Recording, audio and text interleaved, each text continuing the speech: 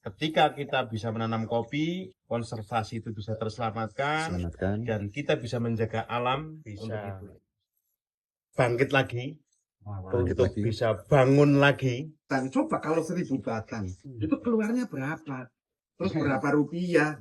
Ya mungkin petani kopi Robusta dengan kapasitas yang seperti itu, dengan perawatan yang baik, kayaknya gajinya nggak kalah sama ketua BPS. Jadi kisah yang menginspirasi.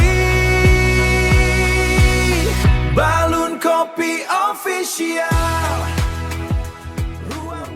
Ketemu lagi teman-teman kopi. Hari ini kita kebetulan di rumahnya Pak Heru yang punya lahan cukup besar, dan kebetulan juga sore hari ini kita dirawi sama beliau Pak Slamet, Pak Ketua DPRD Kabupaten Banjarnegara. Dan tentunya pastinya dari teman-teman kopi itu memohon dukungan gitu ya Pak Heru ya. Pasti. Biar intinya adalah bagaimana kopi Banjarnegara itu bisa dikenal di seluruh Nusantara begitu Pak Slamet terkait dengan. Terus kemudian kita berbincang-bincang santai dengan Pak DPR. Barangkali sebelum nanti banyak pertanyaan dari teman-teman kopi, dari teman-teman penggiat kopi, barangkali ada yang mau disampaikan. Kalau siapkan. Iya. Terkait dengan kopi Banjarnegara, memang kami sebenarnya dari beberapa tahun yang lalu pemerintah daerah itu sangat support. Harapannya bahwa ikon Banjarnegara sekarang kan baru Jawa Tayu dengan Diennya. Harapannya ke depan ini kopi Banjarnegara itu benar-benar bisa menjadi ikon, bisa membawa nama besar Banjarnegara untuk di perkopian secara nasional baik internasional. Karena ternyata ya banyak sekali kebutuhan kopi, terutama para buyer yang ada menghendaki bahwa kopi Banjarnegara itu bisa suplai untuk ke ekspor ke luar negeri dan lain sebagainya. Cuman kan memang kapasitas sekarang itu belum cukup.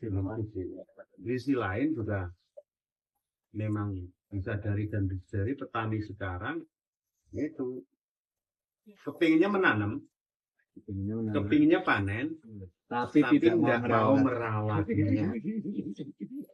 Makanya ini kebetulan Pak Heru itu sudah luar biasa terkait dengan budidaya kopinya. Harapannya petani itu bisa sharing terkait dengan budidayanya, bagaimana untuk bikin kopi yang baik.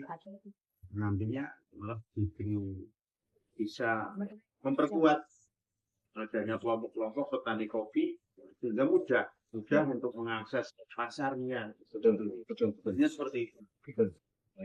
Kami berpikir di pemerintah daerah itu bukan hanya berpikir tentang ekonomi masyarakat saja terkait dengan tanaman kopi.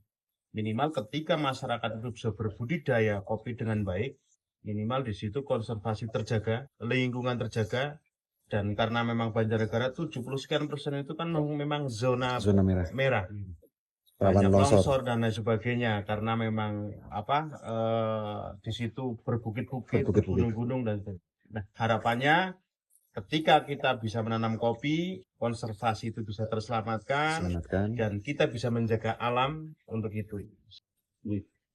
Jadi Pak Slamet, makanya saya agak tertarik dengan Pak Heru, terus kemudian dengan kopinya, terus kemudian kita melihat bahwa kopi Banjarnegara di Robusta yang saya pikir itu tidak seproduktif ini ternyata sangat-sangat produktif. Dan harapan kami kita post di sosmed, dalam hal ini di media, itu biar minimal tetangga itu tahu Pak. Tetangga itu, oh ternyata bisa sebagus itu. Dan bahkan tadi baru tadi Pak Heru baru tadi kita coba satu batang itu kita petik, rontok hijau merah. Sekalipun ini sebetulnya nggak rekomendasi itu keluar 15,1 kilo satu batang. Artinya ini kan potensi yang luar biasa Pak. Dan harapannya ketika nanti tetangga terus kemudian mereka pada banyak yang tahu, mereka terinspirasi dari video yang kita share di bagian Iya, makanya kan gini, sebenarnya semua komoditas pertanian selama di apa benar-benar dibudidaya dengan baik dan minimal tahu teknologinya, Iya. ya itu benar-benar bisa menghasilkan. Kenapa memang saya tertarik bagaimana kita menciptakan beberapa varietas Ya. di sektor pertanian itu ini. Saya menganggap bahwa hasil pertanian itu tidak begitu berpengaruh secara ekonomi Ya. di ekonomi global. Ya. Contoh, sekarang kan secara global ekonomi ini lagi Ya. nggak jelas ini. Dan udah jelas nih. Tetapi kalau saya lihat, kalau memang komoditas dari sektor pertanian itu tidak mungkin akan kena pengaruh. Karena apa? Bahwa hasil dari pertanian itu langsung bisa dinikmati sekali habis, sehingga perputaran itu cepat banget. Nah, sehingga apa? Sebagai contoh begini, Banjarnegara kan 60% ekonomi itu memang diputar dari sektor pertanian. Nah, harapannya, ayo pada semua masyarakat, ya kita sungguh-sungguh. Ketika nanam kopi ya benar-benar kita nanam, bisa merawat dan bisa menghasilkan dan bisa mendapatkan nilai ekonominya dari tanaman itu. Jangan nanam, ditinggal pergi, tidak mungkin akan bisa menghasilkan.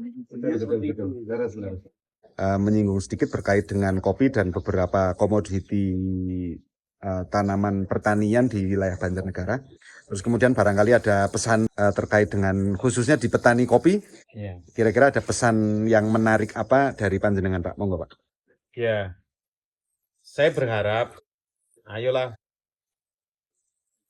petani kopi kita untuk bisa bangkit lagi, untuk bisa bangun lagi, karena saya meyakini bahwa komoditas kopi di Banjarnegara ini merupakan komoditas unggulan. Nah, harapannya semua masyarakat ketika mempunyai lahan di situ, daripada lahan itu lahan yang tidak bermanfaat, lebih baik ayolah kita berbudidaya kopi, kita tingkatkan SDM kita, teknologi untuk bagaimana kita merawat agar bahwa komoditas kopi itu sebenarnya menjadi sumber penghasilan ekonomi yang bisa diandalkan di wilayah Kabupaten Banjarnegara. Harapannya tetap semangat untuk petani kopi agar nantinya itu menjadi komoditas unggulan dan bisa membawa nama besar Banjarnegara, Amin. kopi Banjarnegara. Petani itu biasanya hanya mendengarkan. Oh, si A itu nanam kopi bagus, ikut nanam. Tapi wong si contoh miliknya Pak Heru karena dirawat dan sebagainya akhirnya menghasilkan panen yang maksimal.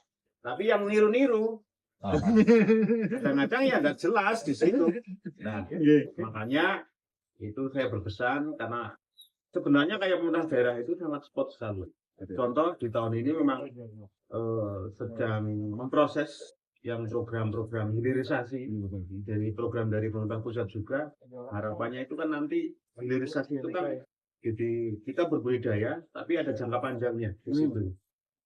Ya, banyak komoditas, tidak hanya kopi, ada kelapa ganja yang untuk dataran rendah, terus kopi robusta juga untuk dataran rendah, nanti ada lada, ada yang lain sebagainya. Harapannya Pak, ini komoditas ini benar-benar bukan hanya pasar lokal, tapi kayak kopi, lada, hasil bumi yang itu menjadi pasar dunia.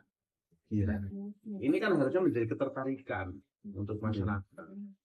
Makanya contoh ya kalau Banjarnegara dari semua sektor pertanian itu bisa digeluti itu benar-benar dibudidayakan dengan baik dan saya punya keyakinan di Banjarnegara tidak ada pengangguran. Karena sebagai contoh kalau Banjarnegara atas untuk mencari tenaga kerja sudah susah. Iya kan?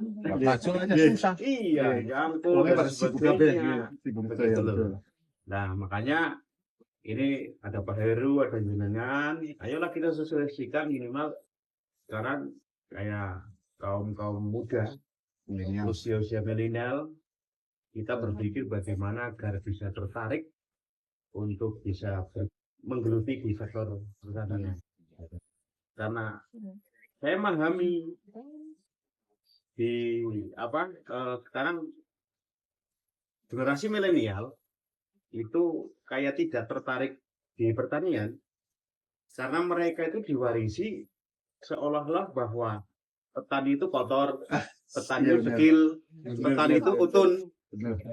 Karena yaitu diwarisi dengan bukan dengan teknologi pertaniannya, tapi pertanian yang memang dari kakek nini dulu turun menurun, yang asal nanem ditunggu sambil mengerjakan yang lain. Nah itu akhirnya kan petani itu tidak menghasilkan.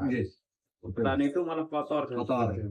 Padahal yang namanya siapapun yang menjadi petani itu kan memang jadi bos di situ. Karena dia punya lahan, bisa nanam sendiri, dirawat sendiri, dan bisa panen. Makanya harapannya, ayolah kita bareng-bareng untuk bersosialisasikan minimal ada ketertarikan lagi generasi milenial yang mungkin sudah lebih mempunyai ilmu, mempunyai bekal, dan minimal ada SDM yang cukup untuk bagaimana kita berbudidaya komoditas di pertanian yang ada di Banjarnegara. Khususnya kopi lah. Tadi kita istilahnya pembuktian karena memang sempat video analisa yang kita share di YouTube itu kan kontroversi, Pak. Kontroversi sebelumnya. Wah, pencitraan. Wah, itu enggak mungkin dapat 15 kilo. Nah, hari ini kita buktikan. Dan betul-betul keluar 15 kilo. Iya, mereka berbicara tidak mungkin kan tidak tahu persis. Iya kan, sejauh mana bahwa budidaya kopi yang baik, budidaya kopi yang tepat untuk bisa menghasilkan dengan hasil yang maksimal. Makanya saya ngomong ketika semua komoditas yang memang bisa dikembangkan, dikelola dengan baik, semua itu bisa menghasilkan. Iya, betul. Terus tadi kita habis kita petik total itu kan, kita duduk di bawah pohon kopi kan, Pak itu lagi di bawah. Itu kita ngitung, coba itu 1 batang, coba kalau 1000 batang, itu keluarnya berapa? Terus berapa rupiah? Ya mungkin petani kopi robusta dengan kapasitas yang seperti itu, dengan perawatan yang baik, kayaknya gajinya nggak kalah sama ketua BPS. Benar. Memang benar. Sebagai contoh gini, lahan itu kan ketika ditanami kopi kan masih ada jarak dari pohon yang satu dengan pohon yang lain. Kalau memang petani kreatif bisa masih ditanami cabai lah, ditanami sayur lah dan sebagainya di sisi lain, bisa merawat kopinya dan sebagainya, bisa mendapatkan penghasilan untuk harian di situ. Itu kan tinggal kreatifnya sejauh mana sebenarnya Mas. Sungguh-sungguh enggak. Setidaknya kalau petani kan kalau punya lahan nanam kopi kan bisa di pinggirnya ada tanaman rumput kan bisa untuk ternak. Betul. Minimal itu. Ya awalnya kita enggak begitu terus kemudian ternyata secara umum Banjarnegara itu seproduktif itu nggak Pak? Iya seproduktif itu. Ya intinya gini, saya melihat Banjarnegara secara keseluruhan ini biar semua masyarakat itu tahu apa sih yang ditanam di Banjarnegara tidak bisa tumbuh. Semua komoditas pertanian ditanam di Banjarnegara itu bisa tumbuh. Karena memang dengan wilayah yang dari dataran rendah, dataran tinggi itu surya. Itu loh. Itu kan tinggal kreatifnya. Misalkan yang di dataran rendah, ya minimal nanam kopi yang kopi robusta. Dataran tinggi yang di atas 1000, nanamnya arabica. Itu kan bisa sebenarnya. Nah, robusta kayak seperti kan sebetulnya kan masih basic arabica sebenarnya karena masih 1000 lah kira-kira ini. Tapi ternyata ditanam robusta seproduktif itu kan Pak. Kalau ini gede-gede asli awal ini. Robusta itu bisa tumbuh dengan baik, berbuah dengan baik itu ya di dataran medium ke bawah. Itu yang bawah. Iya, medium ke bawah artinya tuh 1000 Bulan ke bawah. Itu yang bawah gitu. Itu bagus. Bagus banget. Tapi kalau Arabica ditanam di medium ke bawah nggak bisa. Bisa hidup tapi enggak Iya, buahnya produksinya nggak Iya, kurang kurang. itu maksimal. Kurang maksimal gitu. Itu seperti itu. Iya.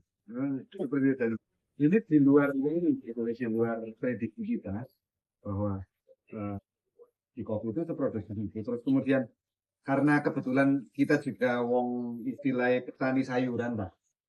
Itu kita melihat petani sayuran itu fluktuatifnya itu sangat-sangat tinggi, Pak. Jadi ketika panen tidak ada yang bisa menjamin harganya bagus. Ketika kita panen sayuran tidak ada yang menjamin hasilnya bagus. Harganya bagus. Harganya bagus, hasilnya bagus itu tidak ada yang bisa menjamin. Istilah kayak lote lah, Pak. Iya. Tapi ketika kita melihat di kopi itu ternyata tidak. Iya. Stabil sekali. Juga kita amati bahwa tren harga kopi itu semakin tahun itu semakin meningkat. Makin meningkat. Betul. Hebatnya kopi di situ. Tidak mungkin akan jatuh nanti kopi kembali kayak zaman 10 tahun yang lalu. Ya. Tidak mungkin. Yes. Karena apa? Pasarnya itu sangat terbuka lebar. Iya. Karena hanya kopi yang bisa membawa generasi muda itu bisa suka kopi. Itu kan jarang kan minuman-minuman yang bisa semua itu digandrungi dari Iya, semua kalangan. Betul. Nah sekarang pasti kan kayak generasi muda dan sebagainya wis ngopi urung. Dan itu satu penghormatan ya, nek Iya. ngopi modern itu satu penghormatan betul. Akhirnya kan sekarang juga tumbuh kafe-kafe di mana-mana dan sebagainya. Nah, itu pasarnya kan juga Gen Z di situ yang nongkrong di kafe dan sebagainya. Itu hebatnya di situ. Begitu ya teman-teman kopi yang ada di Nusantara. Kesempatan sore hari ini kita bertemu dengan beliau Pak Slamet, Ketua DPRD Kabupaten Banjarnegara, dan banyak pesan yang disampaikan beliau terkait dengan perkembangan dan kemajuan kopi yang ada di Banjarnegara. Dan beliau berharap semoga kopi Banjarnegara itu bisa dikenal di seluruh Indonesia, di seluruh Nusantara. Dan tadi ada beberapa catatan yang disampaikan sama beliau. Ternyata selain kopi itu punya nilai ekonomi yang istimewa, yang bagus, juga ada nilai konservasi. Jadi bukan semata-mata untuk mencari cuan, tapi ada anak cucu yang harus kita jaga lewat kopi. Semakin banyak penanaman kopi, maka semakin baik nilai konservasi. Terima kasih teman-teman kopi yang ada di Nusantara sudah menonton video ini. Semoga teman-teman suka dengan video ini dan semoga bermanfaat. Dan jangan lupa subscribe, like, share, dan komen agar channel ini semakin berkembang dan bisa memberikan manfaat untuk teman-teman kopi yang ada di Nusantara. Ngaten, matur nembah nuwun Pak Slamet atas waktunya dan kesempatannya. Semoga panjenengan selalu diberi kesehatan oleh Allah Subhanahu wa taala dan dilancarkan segala urusannya dan Banjarnegara semakin hari semakin maju. Terima kasih Pak Slamet. Terima kasih. Ajak lalen ngopi. Ajak lalen Kopi Banjarnegara.